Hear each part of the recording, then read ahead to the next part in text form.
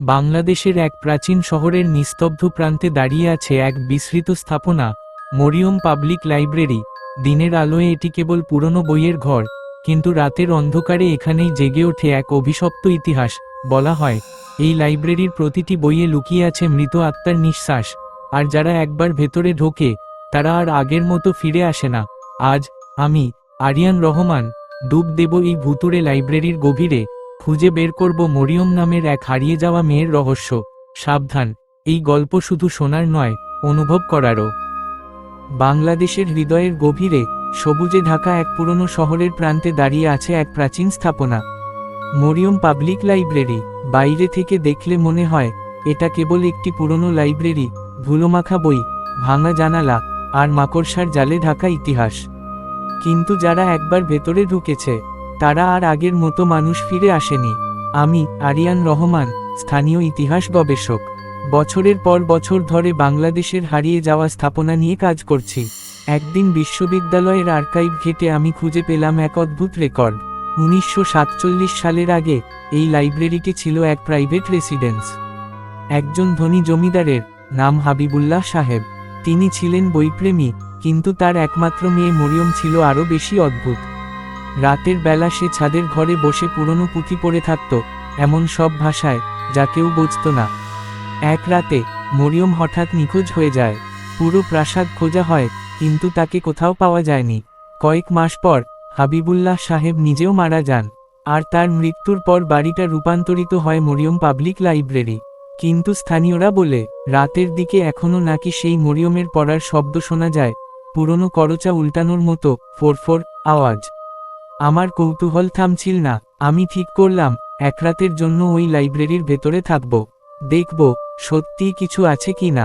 রাত 9টার দিকে আমি লাইব্রেরি ঢুকলাম। ভেতরে প্রবেশের মুহূর্তেই ঠান্ডা এক বাতাস শরীর বেয়ে নেমে গেল। মেঝেতে ছড়িয়ে ছিটিয়ে থাকা পুরনো বইয়ের পাতাগুলো কাঁপছে, যেন কারো নিঃশ্বাসে। আমি টর্চ জ্বালিয়ে দেখলাম, দেয়ালের কোণে একটা প্রতিকৃতি ঝুলছে। এক তরুণী, সাদা পোশাকে, হাতে একটা পুরনো বই। নিচে লেখা, মরিয়ম হাবিবুল্লাহ, 1930-1947। আমার বুকের ভেতরটা ধক করে উঠল। এই সেই মেয়েটি, যার আত্মা নাকি এখনো বইয়ের পাতায় ঘুরে বেড়ায়। রাত 11টা, আমি একটি পুরনো টেবিলে বসে আমার রেকর্ডার চালু করলাম। আজ 14ই নভেম্বর, 2025। আমি আরিয়ান, বর্তমানে মরিয়ম পাবলিক লাইব্রেরির ভেতরে। ঠিক তখনই লাইব্রেরির ভেতরে এক অদ্ভুত শব্দ শোনা গেল। মনে হচ্ছিল কেউ ধীরে ধীরে বুকশেলফ থেকে বই টেনে বের করছে। আমি টর্চ হাতে এগিয়ে গেলাম। শব্দটা আসছিল পশ্চিম দিকের পুরনো পাঠাগার কক্ষ থেকে, যেখানে সাধারণত কেউ ঢোকে না, কারণ ওখানকার মেঝে নাকি বসে গেছে। দরজা ঠেলতেই কি করে একটা শব্দ হলো, আর সঙ্গে সঙ্গে ঠান্ডা বাতাস আমার মুখে এসে লাগলো। ভেতরে ঢুকে দেখি চারদিক ধুলোয় ঢাকা, কিন্তু একটা বিষয় আমাকে থমকে দিল। একটি বই খোলা অবস্থায় টেবিলের উপর রাখা, আর তার পৃষ্ঠা আস্তে আস্তে নিজে থেকেই উল্টে যাচ্ছে। বাতাস নেই, জানালা বন্ধ, কিন্তু পৃষ্ঠাগুলো নড়ছে। এই যেন কেউ অদৃশ্য হয়ে পড়ছে বইটা। আমি ধীরে ধীরে কাছে গেলাম। বইয়ের নাম, লাইব মর্টিস, মৃতের পুস্তক। বইয়ের পাতায় অদ্ভুত অক্ষরে লেখা কিছু শব্দ, যেন আরবি, সংস্কৃত আর কোনো অজানা ভাষার মিশ্রণ। আমি পড়তে পারিনি, কিন্তু এক জায়গায় স্পষ্ট দেখা যাচ্ছিল যে এই বই খোলে সে মৃতের সাথে কথা বলে। আমার পায়ের নিচে কাঠের মেঝে কেঁপে উঠল। আর ঠিক তখনই আমার রেকর্ডার নিজে থেকেই চালু হলো। রেকর্ডারে শোনা গেল এক মেয়ের মৃদু কণ্ঠ, তুমি কি আমাকে খুঁজছ, আরিয়ান? আমি ধীরে ধীরে বইটির কাছে গেলাম। বইয়ের কভার এখন ভিজে, যেন ঘামের বদলে রক্তে টলমল করছে। আমি কাপা হাতে বইটা আবার খুললাম। প্রথম পাতাতেই লেখা, এর থেকে বড়, 14ই নভেম্বর, 1947।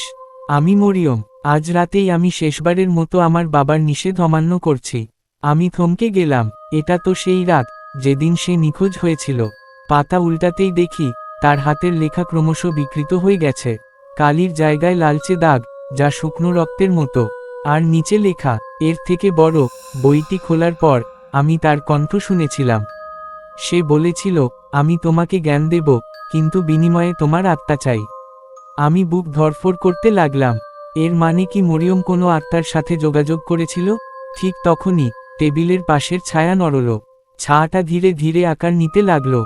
সাদা পোশাক পরা এক তরুণী, চোখ দুটি অস্বাভাবিক অন্ধকার, চুল মুখ ঢেকে রেখেছে, কিন্তু ঠোঁটের কোণে এক হালকা হাসি। সে আমার দিকে তাকিয়ে বলল, আমি মরিয়ম, তুমি সেই বইটা খুলেছ, তাই এখন তুমিও অংশ হয়েছ আমার গল্পের। আমি পিছিয়ে গেলাম, কিন্তু যতই পিছিয়ে যাচ্ছিলাম, বুকশেলফগুলো একে একে সরে গিয়ে পথ বন্ধ করে দিচ্ছিল। চারদিকে বই পড়ে যাচ্ছে, আর প্রতিটি বইয়ের পাতায় যেন রক্তের দাগ ফুটে উঠছে। আমি মরিয়া হয়ে দরজার দিকে দৌড়াতে গেলাম, কিন্তু দরজাটা বন্ধ, বাইরের দিক থেকে নয়, ভেতর থেকেই বন্ধ হয়ে গেছে। মরিয়ম ধীরে ধীরে ভেসে আমার দিকে এল। তার চোখের ভেতর দিয়ে আমি যেন দেখতে পাচ্ছিলাম আগুন, কষ্ট, মৃত্যু। সে বলল, আমার বাবা চেয়েছিলেন জ্ঞানকে অমর করতে, তিনি এই বইটি লিখেছিলেন মৃতদের ভাষায়, কিন্তু আমি তা পড়েছিলাম। তার কণ্ঠ ভারী হয়ে এলো। আমি যখন শেষ পৃষ্ঠা পড়ছিলাম, বইয়ের অক্ষরগুলো রক্তে পরিণত হয়। তারপর আমি হারিয়ে যাই এই লাইব্রেরির ভেতরেই। তার চোখ থেকে এক ফোঁটা রক্ত ঝরল মেঝেতে, আর সেই রক্ত মিশে গেল আমার পায়ের নিচে ছড়িয়ে থাকা বইয়ের পাতায়। বইয়ের অক্ষরগুলো জ্বলতে শুরু করলো, লাল আলো ছড়িয়ে পড়ল চারদিকে। আমি চোখ বন্ধ করলাম, আর পরক্ষণেই মনে হলো আমি আর সেই ঘরে নেই। চোখ খুলতেই দেখি আমি দাঁড়িয়ে আছি একই লাইব্রেরির আরেক সংস্করণে, যেখানে বইগুলো পুড়ে গেছে, মেঝেতে ছাই, আর দেয়ালে লেখা এক বাক্য, এর থেকে বড় পাঠকই লেখক, লেখকই আত্মা। হঠাৎ পেছনে থেকে মরিয়মের কণ্ঠ এল, এটাই রক্তের পৃষ্ঠা, যে এখানে প্রবেশ করে সে আর কখনো বাস্তবে ফিরে যেতে পারে না, যদি না গল্পের শেষ লেখে। আমি হতভম্ব হয়ে জিজ্ঞাসা করলাম, গল্পের শেষ বলতে কি বোঝাচ্ছ? সে ধীরে ধীরে আমার কানে ফিসফিস করে বলল, আমার গল্প শেষ হয়নি, কারণ কেউ জানে না আমি কিভাবে মরেছি। তুমি যদি সেটা জানতে পারো, আমি মুক্তি পাব, আর তুমিও বাঁচবে। বৃদ্ধ লোকটা কাঁপতে কাঁপতে বলল, যে মরিয়মকে মেরেছিল, যে বইয়ের ভেতরে বন্দি। বৃদ্ধ লোকটা ধীরে ধীরে একটা পুরনো ট্রাঙ্কের দিকে ইশারা করল। আমি ট্রাঙ্ক খুলতেই ভিতর থেকে একটা জীর্ণ ডায়েরি পড়ে গেল মাটিতে। বাইরের কাভারে লেখা, হাবিবুল্লাহ সাহেবের ব্যক্তিগত নোট। আমি পড়তে শুরু করলাম, এর থেকে বড়, 13ই নভেম্বর 1947। মরিয়ম আজও সেই নিষিদ্ধ বইটি নিয়ে বসে আছে। আমি জানি ওর মধ্যে কিছু একটা ঢুকে গেছে। ও কথা বলে এমন কণ্ঠে, যা ওর নিজের নয়। আমি বইটা লুকিয়ে রেখেছি নিচের ঘরে, কিন্তু ওর চোখ যেন সব দেখতে পায়। এর থেকে বড়, 14ই নভেম্বর। আজ রাতে ওর ঘরে গিয়েছিলাম। বইটা খোলা ছিল, আর পাতায় লেখা ছিল, তুমি যদি আমায় থামাও, আমি তোমার আত্মাকে নেব। আমি ভয় পেয়ে বইটা পুড়িয়ে ফেলতে চেয়েছিলাম, কিন্তু আগুন সেই পাতাগুলো ছুঁতে পারেনি। তখন আমি ভুল করে এক কাজ করে ফেলেছি। ডায়েরির নিচের অংশটা ছিঁড়ে